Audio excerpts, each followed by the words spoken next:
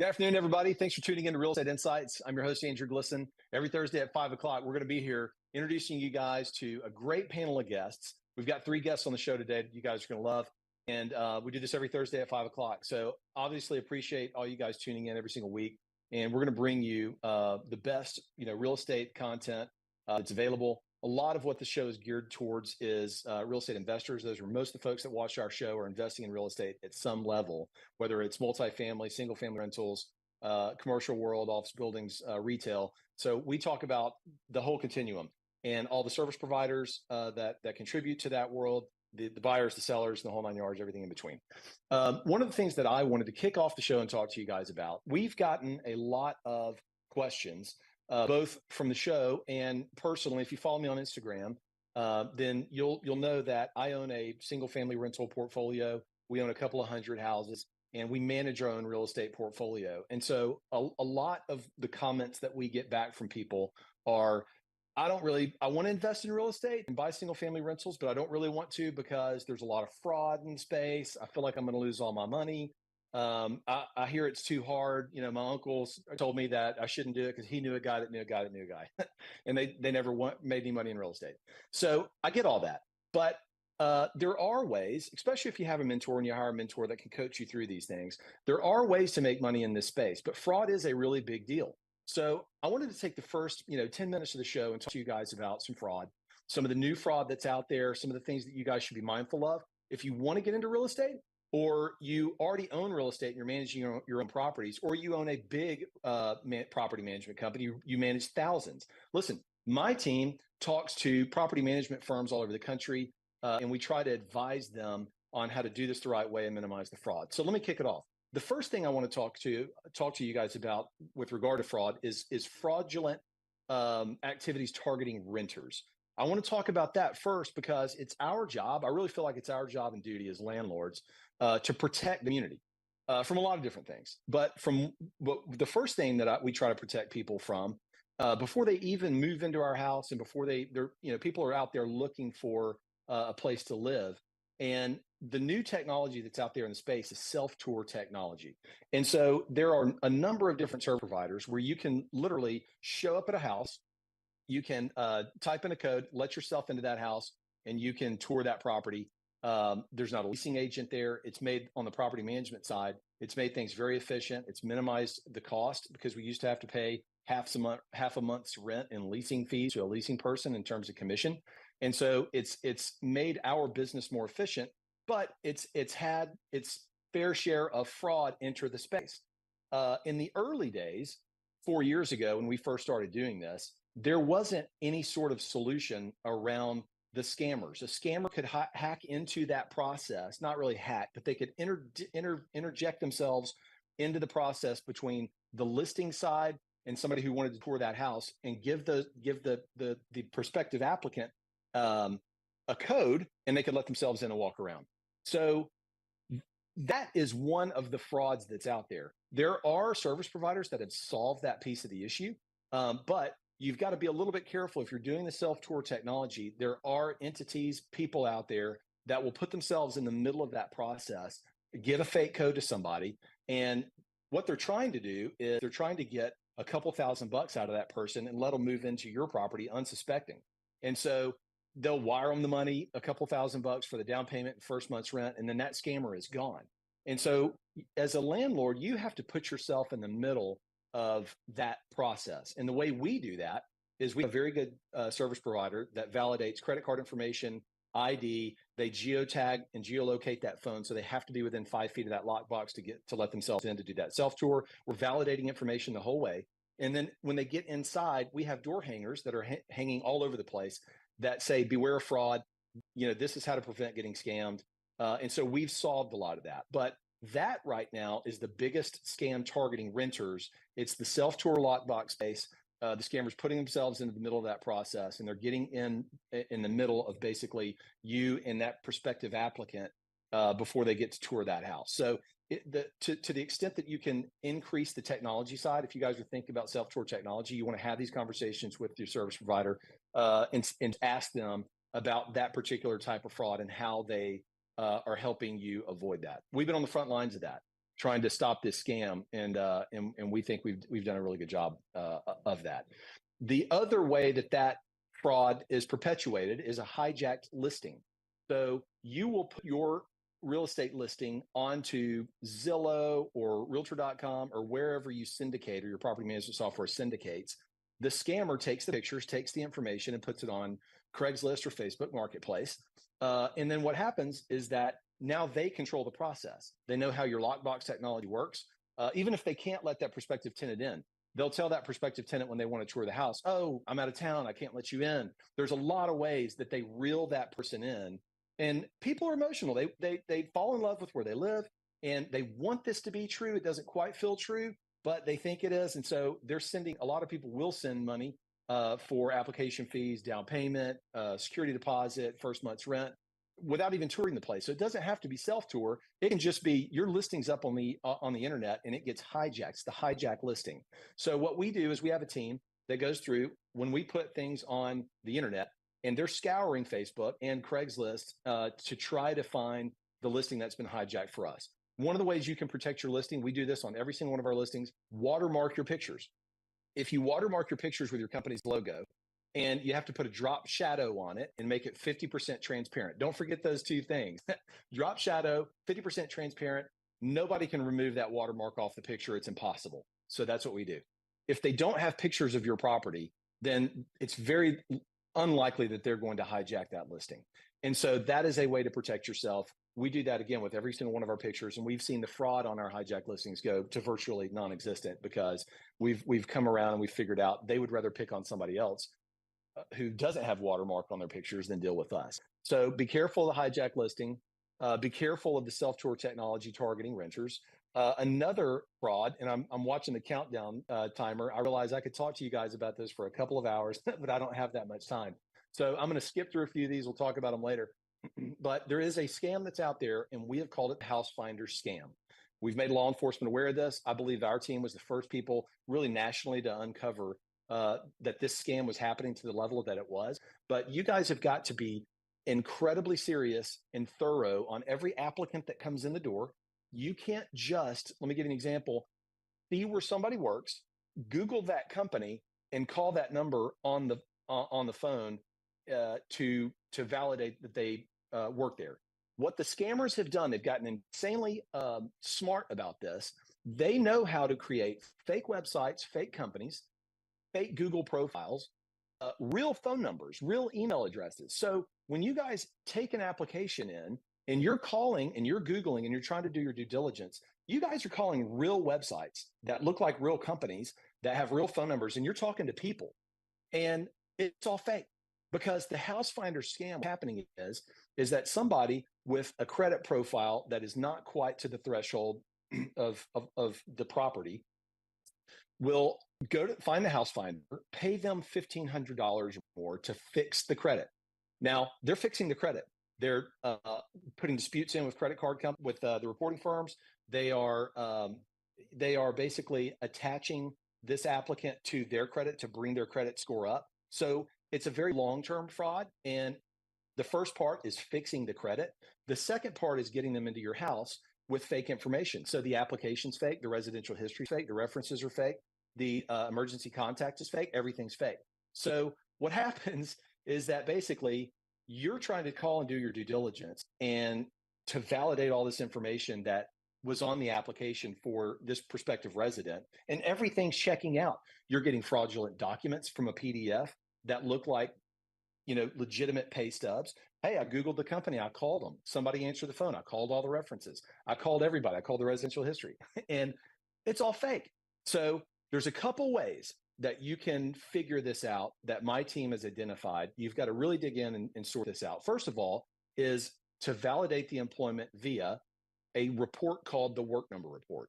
The Work Number Report, 95% of all employers pay payroll through a payroll provider that basically validates into the Work Number Report that this is a real company, this is a validated payroll provider that is paying this person. It is a real deal. So try to get a Work Number Report. Our property management software gives us that. We run it on everybody. It's expensive, but it's going to be way less expensive than if you put a fraudster in your property. The second thing that we do is we go to the Secretary of State's website, wherever your state is. Most states are going to require that a locally operated business is going to have to register with the Secretary of State. And so what you're looking for is that entity active. So somebody told me they work for Tri-State Maintenance. I don't even know if that's a real company anywhere in the country. It's a fake one that we identified in our local area. So if that's a real company locally for you, then then I'm not talking about you. I'm talking about the fake one that we found. In Tennessee, we ran Tri-State Maintenance into the Secretary of State's database. It didn't come up. It came up as an inactive company. It was not active in the state of Tennessee. So that wasn't the only thing that we checked, but that kind of raised our spidey sense. Like, if we can't find this company is doing business in the state of Tennessee, they're not registered, they may not be a real company. So that was one of the checks that we went through. Again, we're trying to validate all this information as we go along.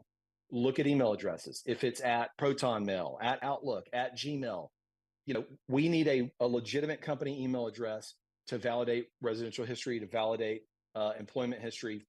You've just got to go through a series of steps. We talk a lot about this at our mentorship program called the Victory Strategy. I've already run 2 minutes over time, so I got to stop. I've missed 8 different theft and scams that I want to talk to you guys about. But those are the 3 biggest ones that we see. The House Finders is the brand new one. Reach out to me on Instagram if you want to learn any more about that. I'll tell you more about it. We're going to go to our first break.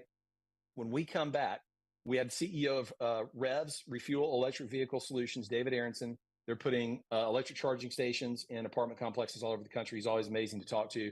This is a really cool topic everybody wants to talk about. Is the transition from fossil fuels to electric, and David at the forefront of that. So when we get back out of Houston, we'll be right back with David. See you in a minute.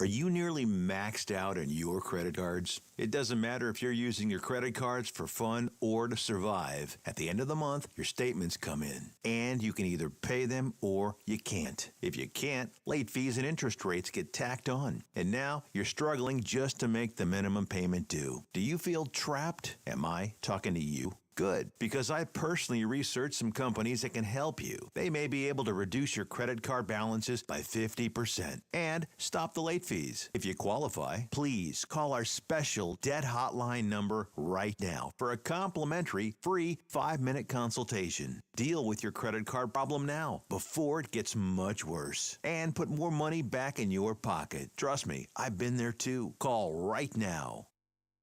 Call 855-993-2096 right now. That's 855-993-2096.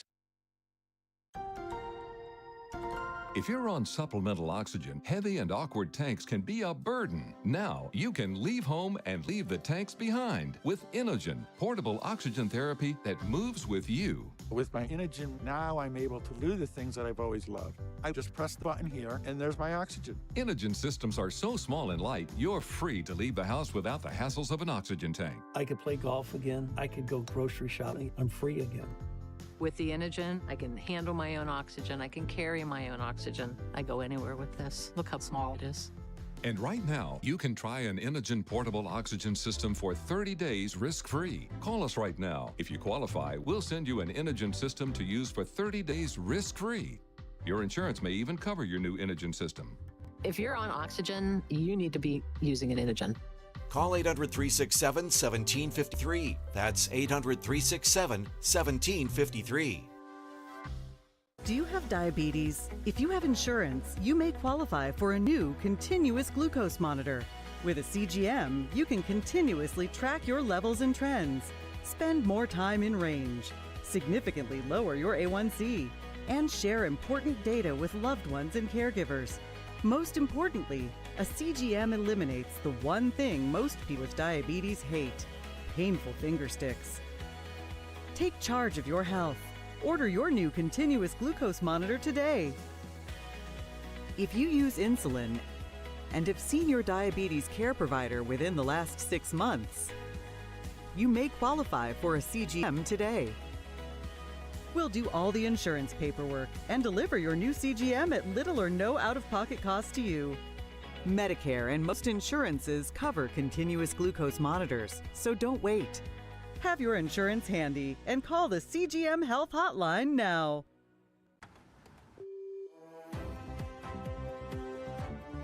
We can't see anything, guys. There we go.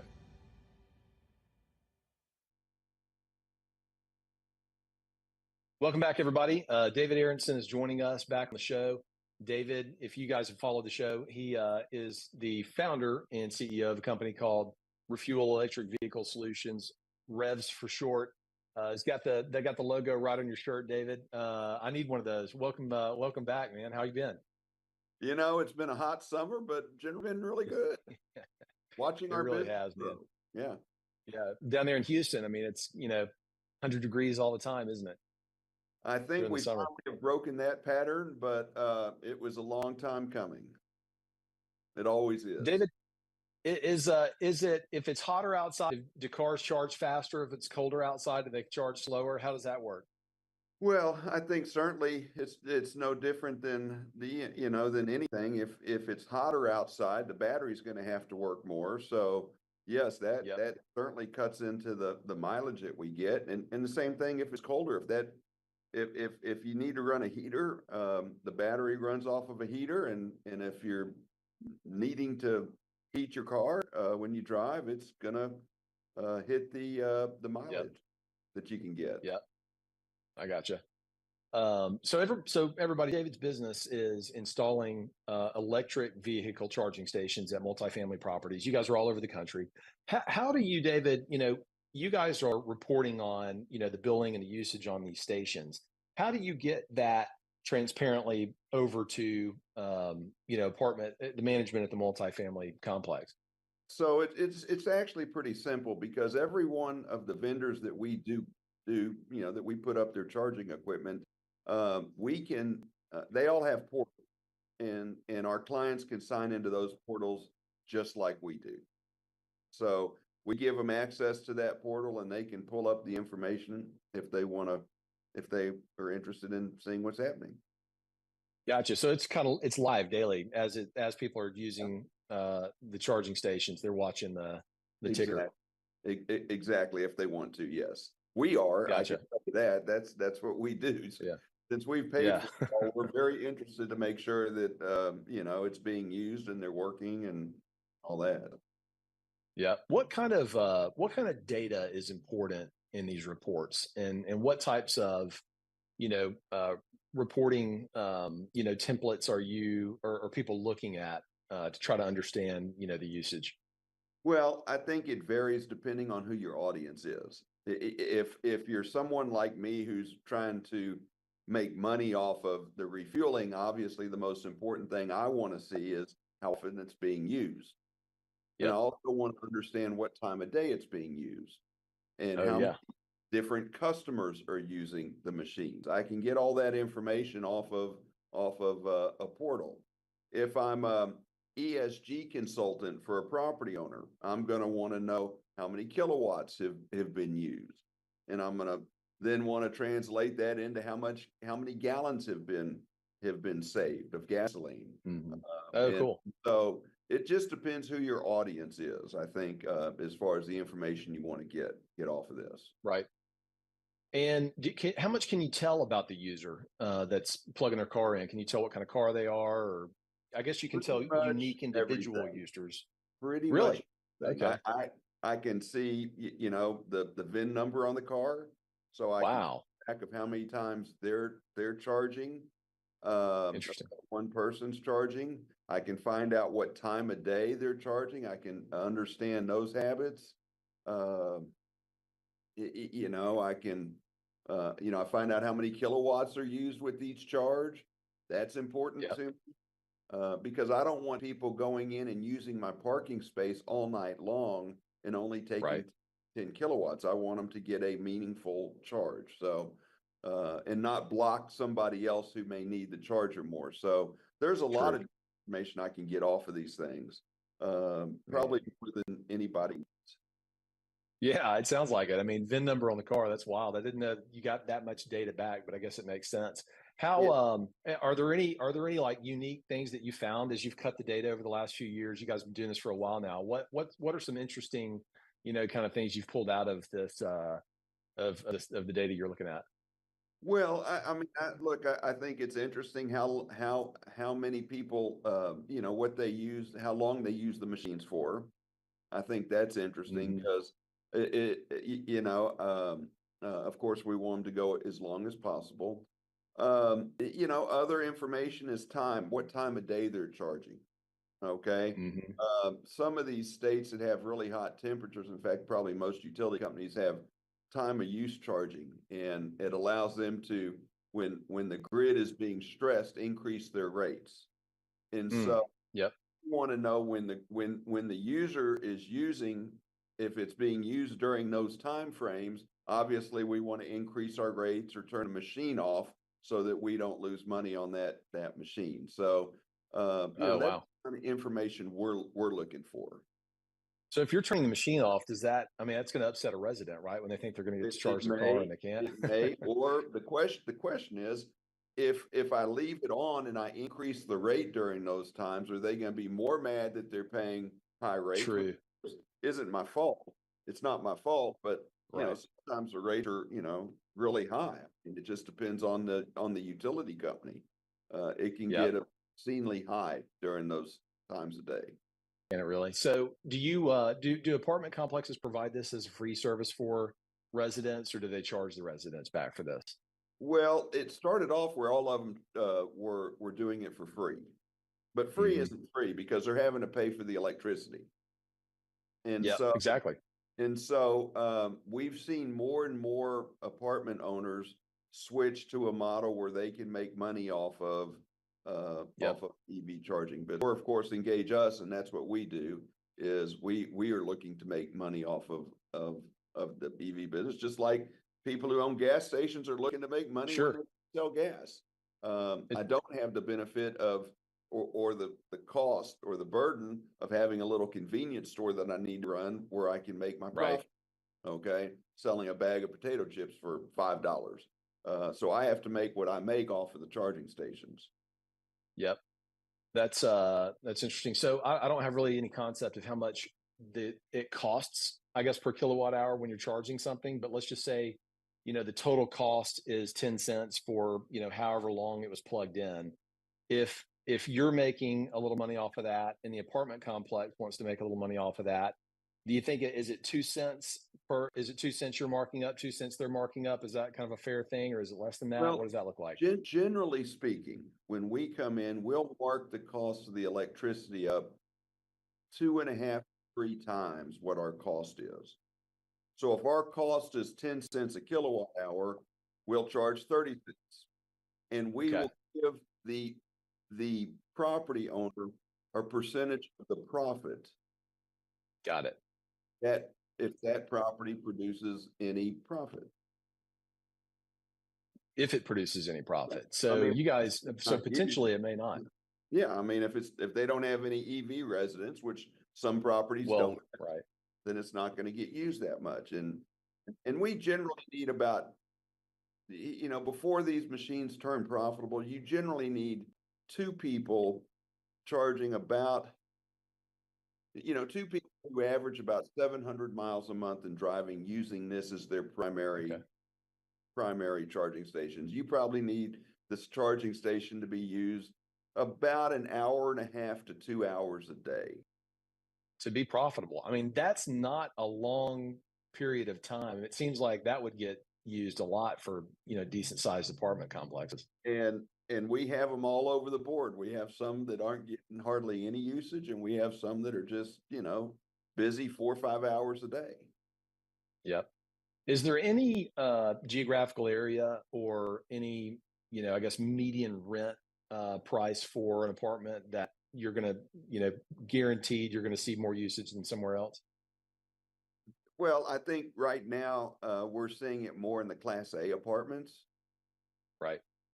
but Class B Plus, we'll see them in Class B. You know, as the industry evolves, you're going to have, I mean, we're already starting to see more lower price cars come into the market. We're seeing resales of existing cars, and those buyers are generally going to be in the B apartments. Right. And so you also get a lot of more incentives in some of the lower income areas where you put these charging stations. So, you know, we're a long-term business. You know, we don't mind putting a charging station in a property where we may not see usage for a year. We don't like it, but cost of ownership is very low once we get the station. Right. So let's just roll it out, and if you build it, they will come. One more question, David. We see that, and we see that happening at almost all these properties. Yeah. If there is, you know, one more question on kind of the billing side of these things. Like, if there is a billing dispute, it sounds like it's pretty easy to solve because you guys are, I mean, it's pretty transparent. This is how much power we use. This is how much we paid for it. Here's the spread. You would think, you would think it would be very easy, Andrew, but these companies, many of these companies that are in this industry are new companies, and they're still trying to get their procedures down. So sometimes, I mean, we check it all. We can pull the you know, we know how much each station's being used, and sometimes when we look at what money they send, it doesn't add up. So we do check all that. That's something you get when you do business with us. We're always looking. Well, Dave, it's always a pleasure to have you on the show. Refuel Electric Vehicle Solutions. If you're a multifamily owner and you guys are planning projects, you guys are probably one of the biggest in the space now, David. So you've had a lot of great success. Yeah, we're up to over 100 properties, Andrew, in our network. That's we're amazing. all over the country where we own and operate EV charging stations and looking to grow it. Well done. Good stuff. Well, David, thanks again. We'll see you next week. We'll be right back, everybody. Appreciate it. Thank you.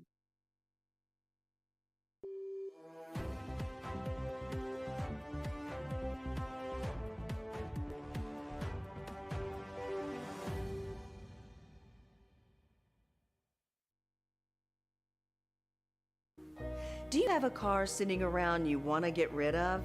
Well, here's a great idea. Donate your car now to help local veterans in your area. Yes, just make one fast call to the Veteran Car Donation Program. Within a few days, we'll come and remove your car for free. You can donate any car in any condition. We'll use our vast network to sell it. The proceeds raised go to help local veterans and their families. And you get a tax deduction. And all you need to do is make this free call. Clean your yard up, get rid of an old car, and help the vets. We make it easy. Make this free call now. Book your fast and easy pickup. Call the Veteran Car Donation Program now.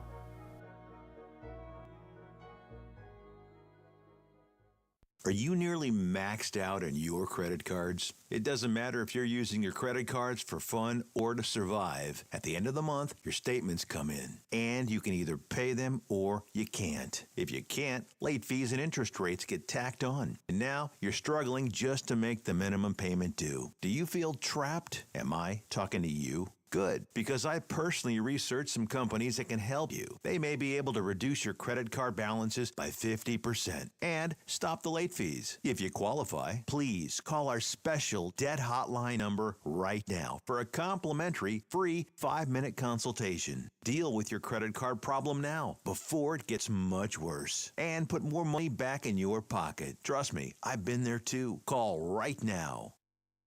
Call 855-993-2096 right now. That's 855-993-2096. Todos quieren boletos de avión baratos, pero ¿dónde los encuentras? Llamando a Vuelos y Más. Sus precios vienen directamente de las aerolíneas y son tan bajos que no los vas a encontrar publicados en ningún otro sitio. Nos especializamos en garantizarles los boletos de avión más baratos, con descuentos en habitaciones de hotel, alquiler de carros y grandes ofertas en paquetes para cualquier lugar del mundo. No importa su destino, podemos ayudarle. Gracias, Vuelos y Más. ¿Qué espera? ¡Llame ya!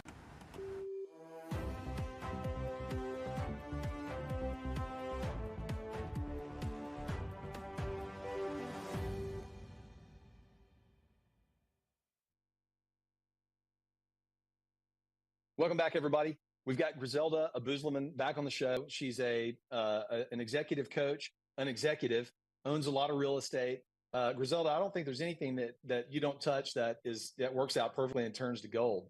Oh, I wish that was the case, Andrew. So I do work really hard to make sure that things line up as expected.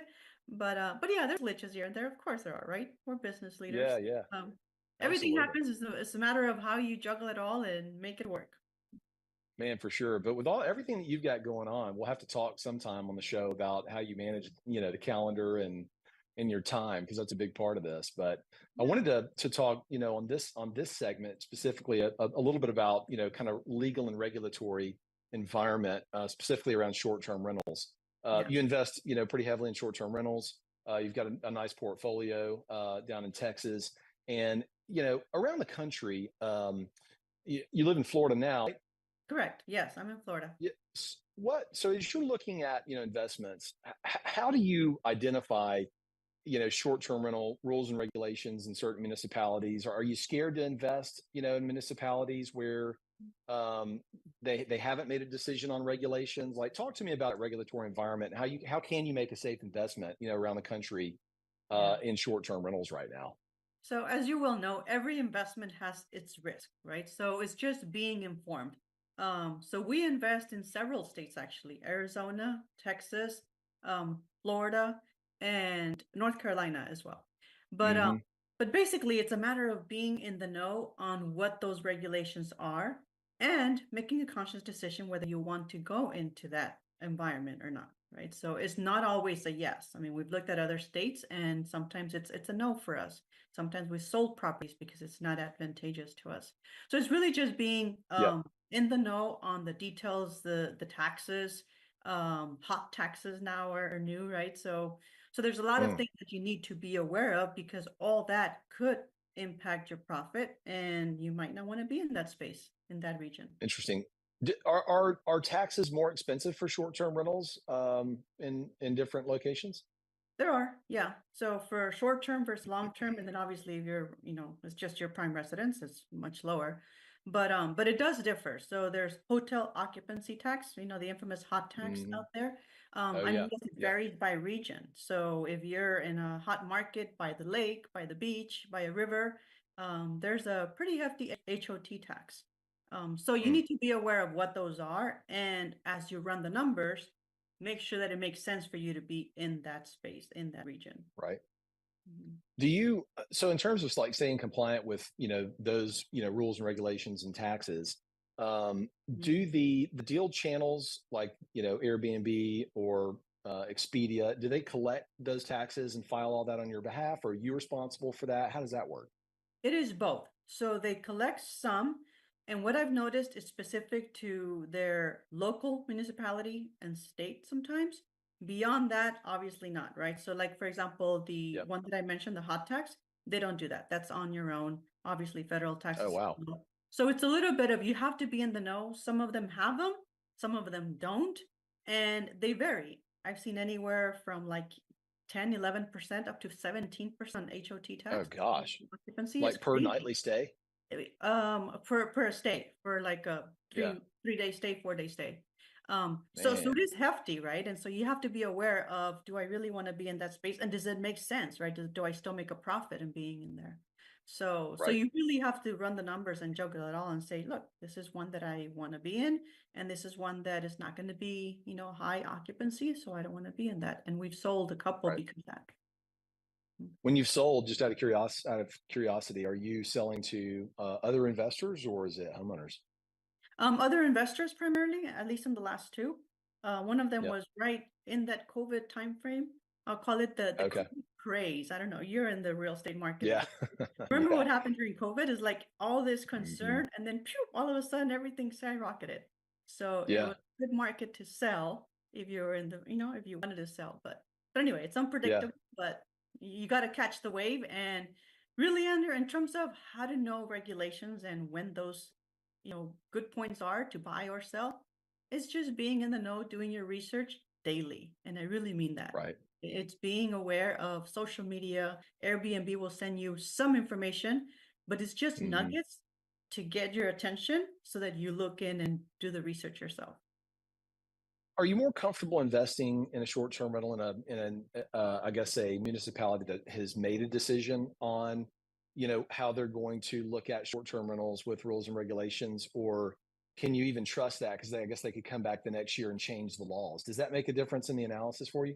It does make a difference, which is why you got to do the analysis yearly. At least that's what we do, right? You can't just do the analysis for that area, that region, you invest and you put it away. You have to take a look at it every year because things will change. Sometimes they change within the year too. So it's not like Sure. you can go through a whole year, but it gives you enough planning time to decide whether you're going to stay in that market or not. But I strongly encourage Makes any sense. investor in real estate to run the numbers and at least yearly look at the regulations and decide whether you stay in that market or you look for other markets. Yep. Mhm. In the markets where you sold a couple of things, when did they change the regulations and it just made it just too expensive to operate competitively? Is that kind of what happened? Honestly, no. In that space, it was going to be a matter of we were going to have to hire a maintenance crew to maintain the property for us because we're not going to be in North Hmm. Carolina anymore. And Yep. it's a beautiful place. Maybe I'll go back there again. But at the Yeah. time, it made sense for us to get rid of it. So we did sell it. We made some good chunk of change right around COVID time, and we moved to Florida. So it's just Yep. a matter of Not a what you're bad place to be. doing. Yeah. So it's a matter of where you want to be. And in that case, it made sense for us. We're not going to be able to go there as frequently as you need to really for Sure. maintaining property. Griselda, what about homeowners associations? I mean, you've got rules and regulations that are set up by local governments and municipalities, And but you also have the HOA, which is like a mini, municipality and government. right. Do you care to pay? I mean, the HOA fees are one thing that they can change, but do Mhm. HOAs? Do you see them restricting Airbnbs? Is that another consideration? How do you dig into the HOA side of it? So we've done both HOA and non. At first, I thought that the ones that did not have HOA would be better, and we had those. And it is good, obviously, there's no fees that you pay. But when you look at it, in some areas, the fee is not a hefty fee. It's not high. But what they do is they do maintain the area for you. They do ensure that there's Right. no crazy vehicles parked all over the place or the landscaping is looking bad. So I don't mind HOA fees and guidance because I think they protect the area for investors, for people that are looking to maintain the area nice and neat. Actually, where we were in North Carolina, it was right by the Trump National Golf Course on Lake Norman, and there was no Hmm. HOA in the neighborhood that we were in. So it's past the point, past the golf course, and in that location there was no HOA. It was nice, but it was up to us to maintain it that way, right? There was no HOA that's Yeah. gonna help us. Yeah. You had to go and figure all that out. Do you Right. guys manage your own stuff or do you hire property managers? Both. So we hire property managers, and on one, it's actually a property management company that belongs to my brother. So I Oh, say nice. hire Makes it it easy. out, but but his brother that's doing the work with his crew in Texas and doing it. So for me, Cool. it's hired it all out because I'm coaching and I'm consulting. I don't have time to manage the properties, No. but we want to make sure that everything is to the expectations of our customers. So we hire people Right. that we trust, and I have full trust in him. Yep. What would you say to somebody that's looking at? I mean, you guys operate luxury properties and they look beautiful. You walked us through one time, which is awesome. What would the average property management fee be, out of curiosity, for a place like yours? Oh, that completely depends on who you hire, right? So, for Yeah. example, I told you my brother and his crew are the ones that maintain for us. I won't give out his rates because obviously everyone will Oh, find sure. this attractive, but please know that it is a business that I'm getting a discount, huge one, because he's part of the business, right? So it's not like that would be something that they would have everywhere. But Yep. 5, 6%, we found those, and some people say, no, you're never going to find it under 8%. So we have found those, and it's not a family business that we've partnered with.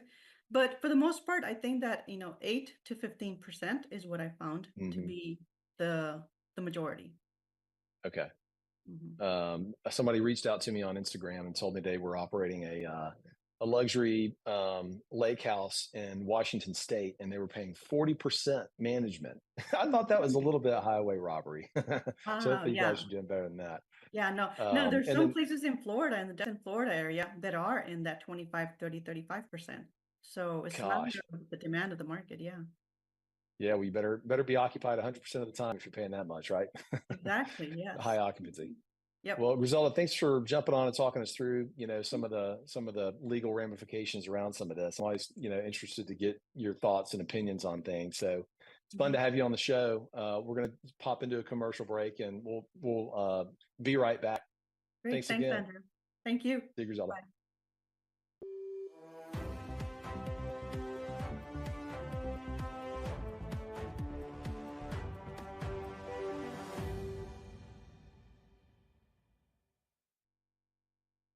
How would you like to go on a 5-star vacation for just $99? We're talking about the quality of a Westgate resort for $99. Not for one night, but for 3 fantastic nights at one of their luxurious destinations across the United States. And you'll even get a free $100 Visa gift card just for making a reservation. We've got some of the choicest destinations that you'll love in the United States that you can choose from for just $99 for a 3-night stay. Take your family, take a special loved one, but get away. Go on vacation with Westgate Resorts. Call now to make a reservation for just $99, and you get a free but $100 Visa gift card. Call Westgate right now and book your vacation. Here's the number. Call 877-930-3491. That's 877-930-3491. Again, 877-930-3491. Do you have a car sitting around you want to get rid of? Well, here's a great idea. Donate your car now to help local veterans in your area. Yes, just make one fast call to the Veteran Car Donation Program. Within a few days, we'll come and remove your car for free. You can donate any car in any condition. We'll use our vast network to sell it. The proceeds raised go to help local veterans and their families. And you get a tax deduction. And all you need to do is make this free call. Clean your yard up, get rid of an old car, and help the vets. We make it easy. Make this free call now. Book your fast and easy pickup. Call the Veteran Car Donation Program now.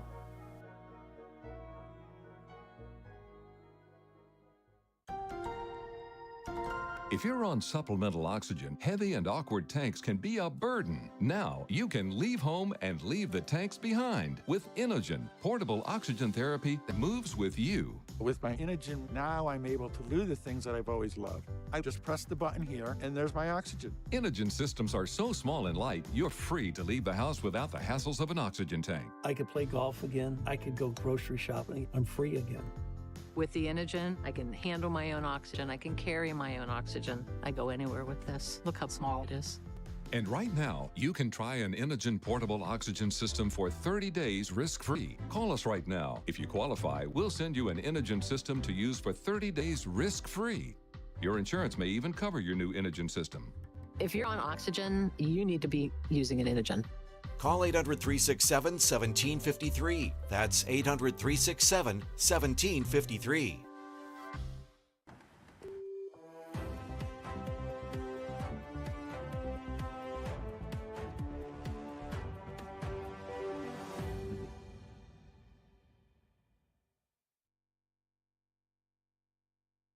Welcome back, everybody. I'm excited to see Gino Barbaro back on the show. He and his partner, Jake, decided to invest in multifamily real estate a number of years ago. And you guys are up to several thousand units in the multifamily world. And listen, everybody, he's done it like we try to tell you guys in terms of, find a mentor, buy a distressed asset, reposition it, cash out, stabilize it, and cash out refi. And you guys have done this successfully for over a decade now, Gino, right? Yep. So with that being said, one of the things that we're going to talk about today is you can also make mistakes along the way. So for every successful real estate entrepreneur that you see, there have been times where you probably not slept at all at night, and you probably had to show up at a job site, at the very crack of dawn to, knock some sense into some people. So I wanted to take the show in the, 10 minutes we have, Gino, together, and let's just talk about some of the biggest mistakes that you've made some of your failures, how to avoid those, for people watching the show, kind of moving forward.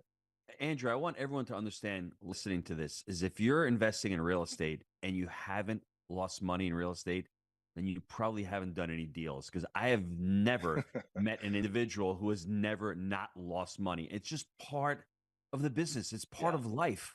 I think everyone looks at Instagram and sees that we're doing so well and everyone's closing deals and life is just wonderful. But then when you scratch the surface and you look underneath, you realize that everyone is out there is just winging it and trying to figure it out. And that's how I felt when I first started, Andrew. You said the biggest mistakes. I think the biggest mistake that anybody can achieve or anybody can do early on is they think about a return on investment. I've got 10 grand. Where do I put that 10 grand?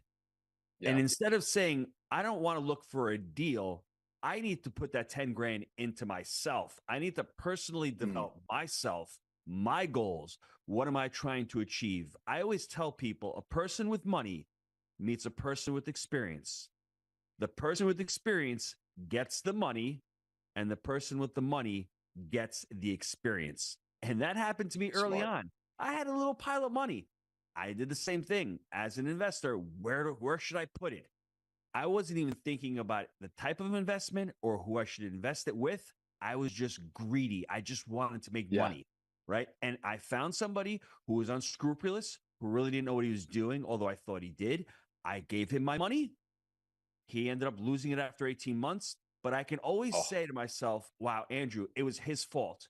When in reality, I shared just as much blame, if not more, than him because I didn't understand the investment vehicle that I was going into. I didn't understand due diligence. I didn't understand how to take this property over. It was all about my lack of understanding and my responsibility and pushing it off onto somebody else and expecting them to do the work for me. That's the biggest learning lesson that I did. And that, Andrew, is what pushed me into multifamily real estate. I said, I want to learn multifamily. How do I do it? And instead of taking that $20,000 and going and investing into a multifamily property, I learned the business in the classroom with mentors, with coaches. So that when the opportunity arose that Jake showed up in my life, I had the value. I knew how to invest properly. We partnered up together. And I guess, as they say, the rest is history after many years of learning the business. So, Gino, basically that first experience where you gave some money to somebody and they lost all your cash in 18 months, that most people would have walked away from the business and said, real estate's not for me. So what was it about the business that really kind of drew you in and you doubled down after that? Well, there's a couple things. I have an Italian family. So I had to constantly hear my mother telling me, I told you so, I told you so. And I wanted to be that person to say, I'm going to show you all. I am not just the pizza guy. God put me on this planet to be a lot more than somebody stuck in the kitchen washing dishes. That's what motivated me. I had 3 kids at the time. I have 6 children now. I knew that I needed to make more money. And I knew that real estate, once I look around and I see all the wealth that's created from real estate, I knew that I was in the vehicle. I just didn't know how to drive the vehicle. I had to learn how to drive the vehicle. That's what motivated me. And listen, I found a deal a year after I lost my money with that gentleman I call Maserati Mike. I made my second mistake and I lost another couple $100,000. And that's when I said, time out. There's got to be a right way. But Andrew, you go through these things in life and it's not easy. But I knew in my heart of hearts that I'd rather have 20 or 30 units than have one small little restaurant that depended solely on the economy. When the economy was good, I made some money. When the economy slowed down, I lost money. Oh, by the way, when COVID shut down everything up in New York, I thankfully had sold the restaurant, but I would have been out of business for good. That's what ended up motivating me, Andrew. So, Gino, we've got you can make mistakes in the acquisition process. There's a lot more, but I think about it in 4 kind of main categories: acquisitions, renovation or construction, property management, and dispo. So what are some memorable moments of some key mistakes in each of those 4 buckets? In the I love the buckets you have. What I like to call it is really the 3-step framework for due diligence. You got to look at the financial aspect of it first. You have to know the numbers. You have to have your underwriting and you have to have actual numbers. So once you're doing your due diligence, get the actual numbers. The second component is the physical. understand the physicality of the building, the age, the plumbing, the electrical. You're going to get inspectors. You need to inspect it. The third component is the legal. Do you have title insurance? Do you have proper certificates of occupancy? All of that needs to be taken care of. And I love yours, dude, which is the disposition, which is the exit strategy. Nobody considers this when they're starting out. You don't buy real estate to hold it forever. You may, but that's an exit strategy because you're holding it, you're going to refinance it, and you're going to operate it. What is your clear-cut exit strategy? Mine with Maserati Mike. Here's my money, Mike. Yeah, you know what? Give me some money some months and some money other months. I may not get it, but what are we going to do with this asset? Are we going to ultimately refinance it or sell it or hold on to it? I didn't have the clear plan. So your 4 steps are phenomenal. Every time you look at an asset, what are you going to do? How are you going to exit that asset? Because you don't make money in real estate by buying real estate. You make money in real estate by exiting it, whether you're selling it or refinancing it, crystallizing the equity. Now, you do make money in the buy with cash flow and all, but the majority of your money made in this business is by exiting that asset, either through a sale or a refinance. So get crystal clear on how you're exiting that deal. Do you change strategies as you go along? So you buy something with the strategy that I'm going to hold this thing forever, but then you sell it. What are some reasons? Like, why would you do that? Yeah, well, you know what? You get more experience. When you first start out, you tend to buy cheaper, older assets because that's all you know. I'm going for value. I'm going for these high cap rates. But as you get more experience and you get more capital, and there's something called the market cycle. When the market cycle was at where it was when I was buying assets back in 2011 and 12 when I first started, those older assets were really cheap. They were bargain prices. So that's when you buy them. As the market cycle lengthened over the last 7 or 8 years, those cheap assets weren't cheap anymore in relation to the newer assets. So you start shifting the strategy, but you have to know these things. I didn't know these things. I had bought an old mobile home park back in 2005 with Maserati Mike, that one that I sold.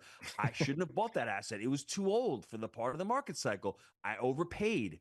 These are the mistakes that you learn in life. And I think ultimately, please, anybody listening to this, understand what your why is. If you can understand what your why is, and you get really clear on it, and you dial that in, and you find a good person, a good partner to hold you accountable, when the tough times come, you will be able to overcome those tough times. Gino, in your mentorship program that you guys have, how do you keep investors accountable to some of those like macro goals that you set? Do you guys have calls and things like that? So everybody, you know, Gino's got a lot going on. He writes books. He owns a lot of multifamily. They also have a coaching platform. So in terms of accountability, I think that's huge. If somebody's going to get a mentor, what are some of those steps to make sure you're helping them and they're getting the personal development along the way? I think if anybody's looking to get into mentorship program, there has to be one-on-one. You want to have one-on-one with the coach. So I have one-on-one calls with my students, but we also have coaches. And then also you want weekly touch points with the community. So every Monday at 12 o'clock, we have an expert on for an hour. I want to be able to converse with my students live. We have the platform where they're answering questions live. We have a private Facebook group where they're live. Once a month, I have a mastermind call with the entire community. We're on there networking. People are meeting each other. Every 2 to 3 months, we have a live in-person event. We just had one in Nashville a couple of weeks ago, August 10th. It was phenomenal. Nashville is a freaking amazing city. All the students, we have 60 students there. So for you to get into a mentorship program, it's not just sitting in front of a computer watching some videos. You want education, but you also need the implementation. You need somebody to tell you what's the next step. That's what community and education and mentorship should be all about. Man, I agree. And that's something that I think's lost on a lot of programs that are out there. You know, you can watch a bunch of videos, but there's not that handheld, guide you along the process, which is so key. So, Gino, when does your book come out? I've got not even a couple minutes left. I've just watched the countdown ticker go to 0. But tell me about your book and when is it coming out? You just wrote a new. Bro, Andrew, I love talking to you, brother. A day without Andrew is like a day without sunshine, my friend. That's all I got to say. The book, Baby Money Filler, just came out a couple weeks ago. And if you want a copy, just email me, Gino@jakeandgino.com. I love the book. Awesome. It's just about personal finance. So if you want a copy, Gino@jakeandgino.com. That's awesome. Gino, one more thing. I don't care. Y'all can yell at me in my ear all you want to. I got one more question for Gino, so take it out of my time. What would you say as a parting thought to somebody who is down and out in the dumps? Real estate's not going well. They need an encouragement. Give us some parting words. If a pizza guy can do it and the drug wreck can do it, then anybody can do it. With that, I love it. You guys can do it. Gino, jakeandgino.com. I appreciate you coming on the show. Thanks, brother. Talk to you soon. See you guys. Be right back, everybody.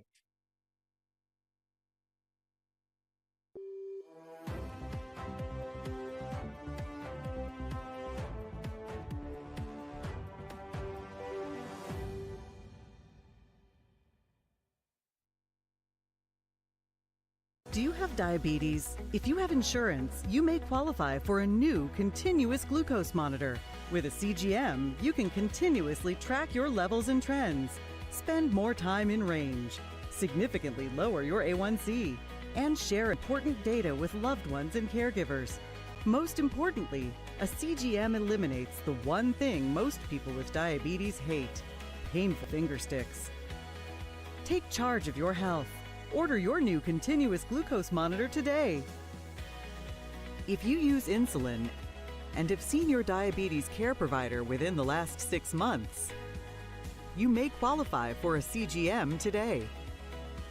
We'll do all the insurance paperwork and deliver your new CGM at little or no out-of-pocket cost to you. Medicare and most insurances cover continuous glucose monitors, so don't wait. Have your insurance handy and call the CGM Health Hotline now. Do you have a car sitting around you want to get rid of? Well, here's a great idea. Donate your car now to help local veterans in your area. Yes, just make one fast call to the Veteran Car Donation Program. Within a few days, we'll come and remove your car for free. You can donate any car in any condition.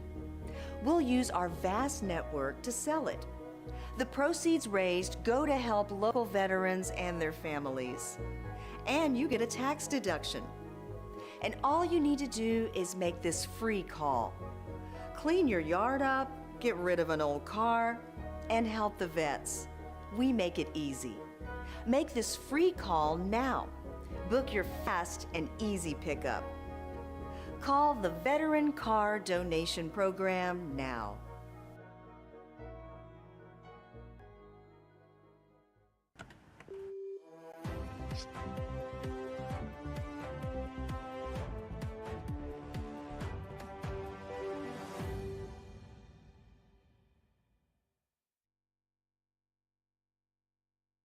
That's all we have for you today, guys. I hope you found some value in some of the things that we talked about today, some of our guests.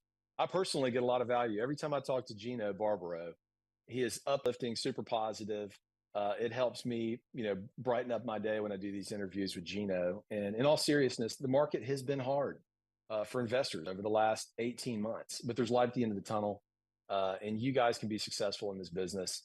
And if I can help you any way that I can, reach out to me on Instagram. And if not, we'll see you next week, 5 o'clock Thursday.